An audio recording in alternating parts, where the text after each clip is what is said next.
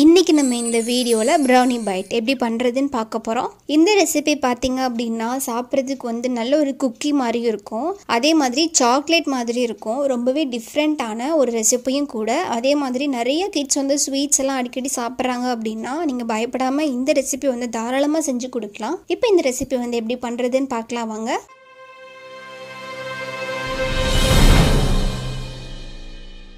ஒரு மிக்சிங் பவுல் எடுத்துக்கோங்க, அதுலேயே சலடை வச்சுக்கோங்க. இது கூட அரை கப் அளவுக்கு கோதுமை மாவு நான் ஆட் பண்ணியிருக்கேன். அடுத்து இது கூட ஒரு 2 டேபிள் ஸ்பூன் அளவுக்கு கொக்கோ பவுடர் ஆட் பண்ணிக்கணும். அடுத்து இது கூட அரை டீஸ்பூன் அளவுக்கு பேக்கிங் பவுடர். இது மூணுத்தையும் நல்லா சலிச்சு எடுத்துக்கணும். உங்களுக்கு வேணும் அப்படின்னா கொஞ்சமா ஒரு 1 பிஞ்ச் அளவுக்கு சால்ட் கூட நீங்க ஆட் பண்ணிக்கலாம். அடுத்து இது மூணுத்தையும் நல்லா மிக்ஸ் பண்ணி எடுத்துக்கணும். இப்போ இந்த ட்ரை இன்கிரீடியன்ட்டை ஓரமா வச்சுக்கலாம். அடுத்து நல்ல ஒரு ட்ரையான ஒரு மிக்சிங் பவுல் எடுத்துக்கோங்க. அதுலேயே 100 கிராம் அளவுக்கு டார்க் காம்பவுண்ட் சாக்லேட் ஆட் பண்ணணும். நீங்க இதே மெத்தட்ல ஒயிட் காம்பவுண்ட் சாக்லேட் பயன்படுத்தியும் பண்றதா இருந்தாலுமே பண்ணலாம். பட் நீங்க டார்க் காம்பவுண்ட் ஆட் பண்ணீங்க அப்படின்னா டேஸ்ட்ல ரொம்பவே நல்லா இருக்கும். அடுத்து நான் இது கூட பட்டர் ஆட் பண்ணிக்க போறேன். இது ஹோம்மேட் பட்டர், கிட்டத்தட்ட ஒரு 50 கிராம் வரைக்கும் இருக்கும். ஒரு 50 கிராம் அளவுக்கு ஹோம்மேட் பட்டர் நான் பயன்படுத்தியிருக்கேன். இப்போ இது ரெண்டுத்தையும் நல்லா ஹீட் பண்ணி எடுத்தோம் அப்படின்னா நல்லா மெல்ட் ஆகி கிடைக்கும். நீங்க ஒரு பாத்திரத்துல நல்லா சுடு தண்ணி வச்சுட்டு இந்த பவுலை நீங்க மேல வச்சு நல்லா சாக்லேட்டை உருக்கி எடுத்துக்கலாம். அடுத்து இது கூட நம்ம என்ன பண்ண போறோம் அப்படின்னா நான் ஃப்ரிட்ஜில் ஸ்டோர் பண்ணியிருந்த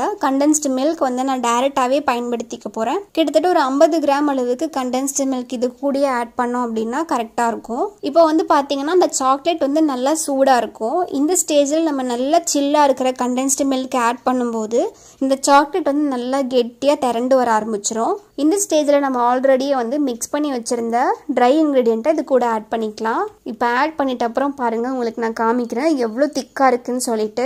இதுக்கு நீங்க ரொம்ப கவனமா மிக்ஸ் பண்ணணும்னு சொல்லி அவசியம் கிடையாது.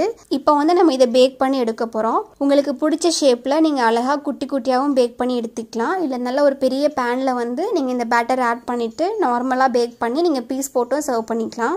நான் என்ன பண்ண போறேன்னு பாத்தீங்கன்னா சிலிகான் கப் கேக் லைனர் நான் யூஸ் பண்ணி இதை பேக் பண்ணி எடுக்க போறேன். நீங்க டைரக்டாவே கப் கேக் ட்ரேல கூட நீங்க பேக் பண்ணி எடுத்துக்கலாம். இது ஒரு பீஸ் சாப்பிட்டா கூட அவ்வளோ சாட்டிஸ்ஃபைடா இருக்கும், சாப்பிட்றதுக்கு ரொம்பவே நல்லா இருக்கும். பாருங்க, நான் இந்த மாதிரி பேட்டர் எல்லாமே ஈக்குவலா ஆட் பண்ணி இந்த மாதிரி கரெக்டா ஷேப் பண்ணி எடுத்துக்கிட்டேன். இந்த சிலிகான் கப் கேக் மோல்டு கூட நம்மளுடைய சேல்ல அவைலபிளா இருக்கு. உங்களுக்கு தேவைப்பட்டுச்சு அப்படின்னா நீங்க வாங்கிக்கலாம். நீங்க 6 கேவிட்டி உள்ள கப் கேக் ட்ரே எல்லாம் வாங்கினீங்க அப்படின்னா குக்கருக்குள்ள போகாது. இல்லைன்னா நல்ல ஒரு பெரிய பாத்திரமா நீங்க அதுக்காக தேடிட்டு இருக்க மாதிரி இருக்கும். ஆனா இந்த மாதிரி சின்ன சின்ன மோல்டெல்லாம் நீங்க யூஸ் பண்ணி பண்ணும்போது ஈஸியாவே எல்லா விதமான கப் கேக்ஸுமே நம்ம சூப்பரா பேக் பண்ணி எடுத்துக்கலாம். இதை நான் ஓடிஜில தான் பேக் பண்ணி எடுக்க போறேன். ஓடிஜியை 10 நிமிஷத்துக்கு ப்ரீஹீட் பண்ணி விட்டாச்சு. அடுத்து இது 30 நிமிஷம் வரைக்கும் நல்லா பேக் பண்ணி எடுத்தோம் அப்படின்னா நமக்கு சூப்பரான ஒரு ப்ரௌனி பைட் கிடைச்சிரும். பாருங்க எவ்வளவு சூப்பரா வந்திருக்குன்னு சொல்லிட்டு.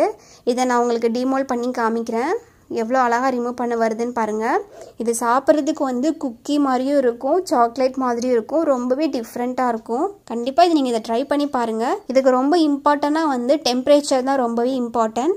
சூடாக இருக்கிற சாக்லேட்டில் சில்லாக இருக்கிற கண்டென்ஸ்டு மில்க் ஆட் பண்ணும்போது சாக்லேட் நல்லா திரண்டு வரும். அந்த ஸ்டேஜில் நம்ம ட்ரை இன்கிரீடியன்ட் ஆட் பண்ணும்போது நமக்கு சூப்பரான ஒரு ப்ரௌனி பைட் கிடைக்கும். இதை நமக்கு பிடிச்ச மாதிரி எந்த ஒரு ஷேப்லையுமே நம்ம பேக் பண்ணி எடுத்துக்கலாம். இப்போ இதை நான் உங்களுக்கு சாப்பிட்டு காமிக்கிறேன் பாருங்கள். இது சாப்பிட்றதுக்கு ரொம்பவே டேஸ்ட்டாக இருந்தது. கண்டிப்பாக இந்த ரெசிபியை நீங்கள் வீட்டில் ட்ரை பண்ணி பாருங்கள். ட்ரை பண்ணி பார்த்துட்டு எப்படி இருக்குன்னு சொல்லி எனக்கு கமெண்ட்டில் சொல்லுங்கள். இந்த ரெசிபி உங்களுக்கு பயனுள்ளதாக இருக்கும் அப்படின்னு நினைக்கிறேன். இருந்துச்சு அப்படின்னா நம்ம சேனலை சப்ஸ்கிரைப் பண்ணி வச்சுக்கோங்க. And thank you so much.